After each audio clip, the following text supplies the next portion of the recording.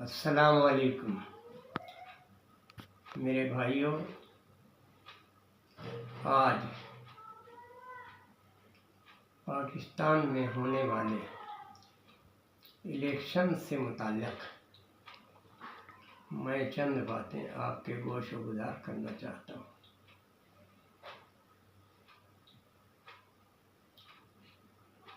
जहाँ तक 1970 के इलेक्शन का ताल्लुक़ है तो पाकिस्तान की तारीख़ का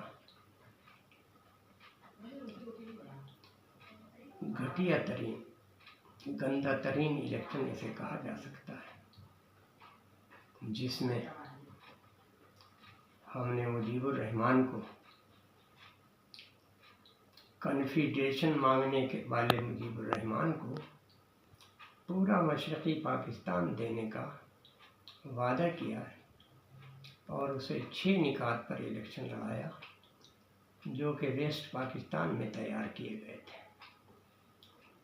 इसकी तफासील इंशाअल्लाह आइंदा किसी वक्त बताऊंगा।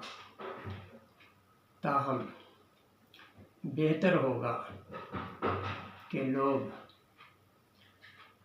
एसएम ज़फ़र एडवोकेट की तसनीफ़ थ्रू द क्राइसिस का मुताला करें। इस वक्त मैं 2013 के इलेक्शन से मुताल्लिक़ कुछ बातें आप लोगों के गोशगुजार करने जा रहा हूँ। 2013 के इलेक्शन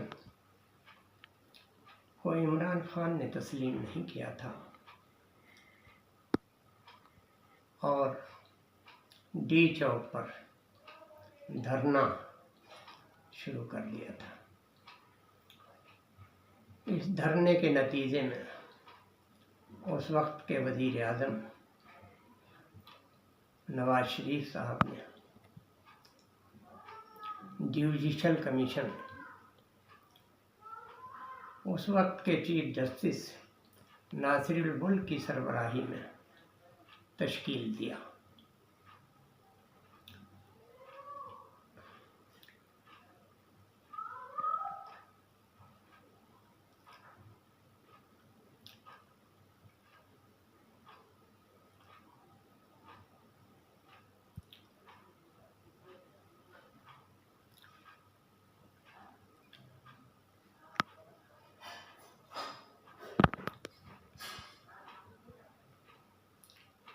दो 2015 में तश्कील दिए जाने वाले जुडिशल कमीशन की कार्रवाई जारी थी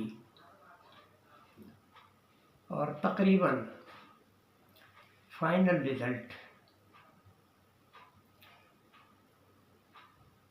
अवाम के रूबरू पेश किया जाना था।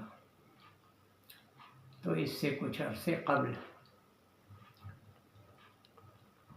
एक अजीब व गरीब वाक़या रूनुमा हुआ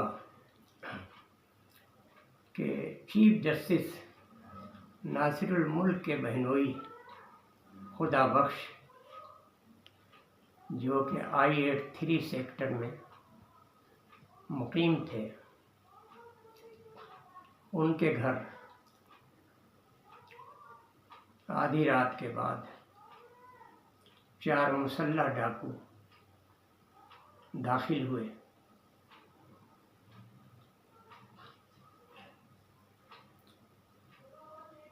खुदा बख्श खान को और उनकी अहलिया जो कि चीफ जस्टिस साहब की बहन, उनको ग्राउंड फ्लोर में उनके बेडरूम में रस्सी से बांध दिया गया। इसके बाद फर्स्ट फ्लोर से नासिरुल मुल्क के भांजे अय्याज खान और उसकी अहलिया को लाया गया। उन्हें भी ग्राउंड फ्लोर इसी बेडरूम में रस्सी से बांध दिया गया। इसके बाद टॉप फ्लोर पर इस घर की मुलाजिमा व उसके 2 बेटे रिहाइश पजीर थे, उन्हें भी लाया गया। उन्हें भी ग्राउंड फ्लोर के इसी कमरे में रस्सी से बांध दिया गया। क्या खूब है कि डाकू वेल ट्रेंड थे और रस्सियां भी अपने साथ लेकर आए थे।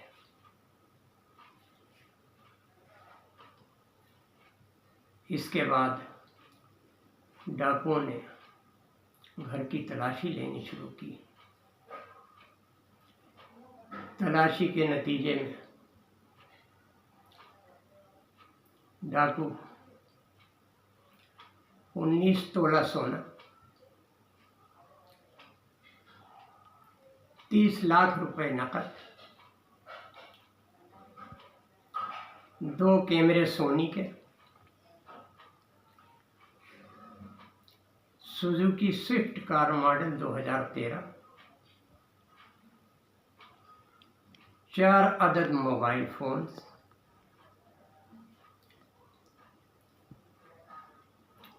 अय्याज खान और उसके वालिद खुदाबख्श खान का शनाख्ती कार्ड भी डाकू अपने साथ ले गए। यहाँ तक भी हुआ कि अय्याज खान की अहलिया के हाथ में 2 अंगूठी थी, डाकुओं ने वो भी उतरवा ली और वो भी साथ लेके चले गए।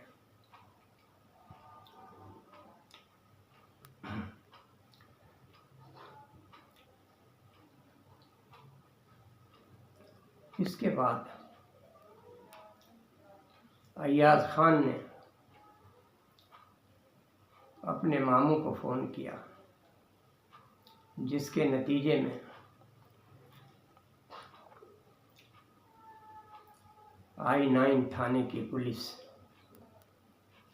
इनके घर पहुंची। बाद में I-9 थाने में ही इस वक़्वे की FIR दर्ज की गई। FIR में सिर्फ 3 लाख रुपए तहरीर किए गए।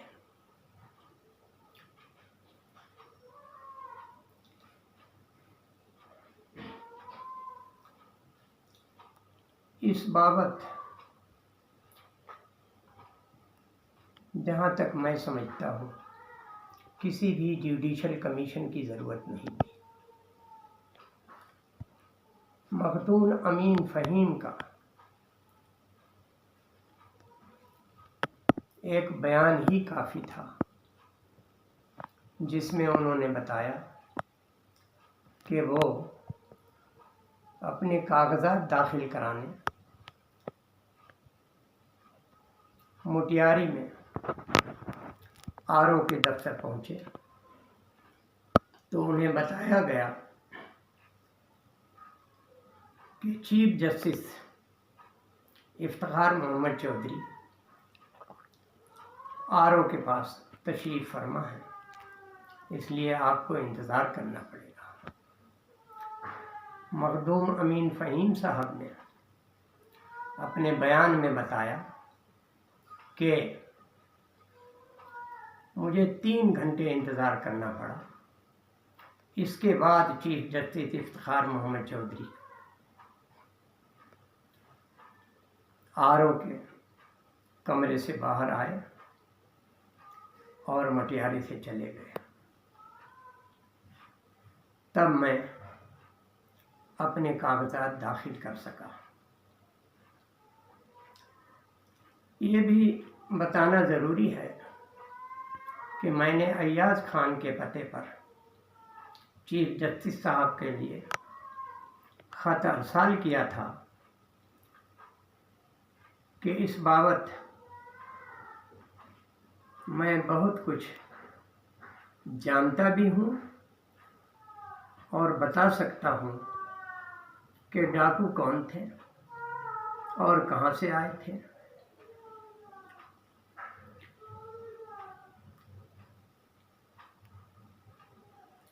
ताहम ये लोग इस कदर खौफजदा थे कि उन्होंने मुझसे राब्ता ना किया। अभी ये बात मैं ना बताना चाहता हूँ कि इसके पीछे असल कौन साहब थे। ताहम ये बात जो है सभी को पता है कि जब जुडिशल कमीशन के 3 जज हजरात इंक्वायरी कर रहे थे, उस वक्त मोहम्मद नवाज शरीफ साहब पाकिस्तान के वज़ीर आज़म थे।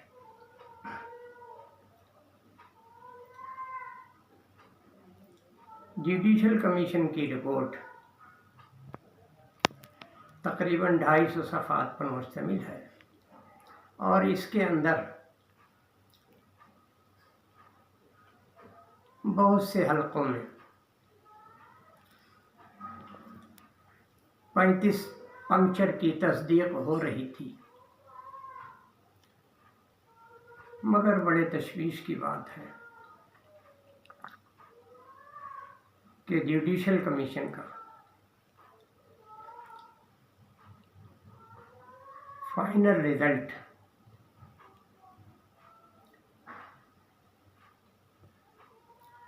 जब जारी हुआ तो उसके कंक्लूसिव पैरा में ये तहरीर था कि कोई कलेक्टिवली धांधली नहीं हुई है। बस ये आप खुद फैसला करेंगे कि धांधली हुई, कलेक्टिवली हुई या जैसे भी हुई, उस वक्त ताकत किसके हाथ में थी। इससे ज़्यादा मैं और फ़िलहाल कुछ नहीं कहना चाहता। हाँ, ये बात ज़रूर है कि इसके बाद भी मैं दर्जनों वाक़यात मज़ीद भी आप लोगों को बताऊंगा ताकि इस मुल्क की बका के लिए मैं भी कुछ अपना हिस्सा डाल सकूं। अस्सलाम वालेकुम व रहमतुल्लाह।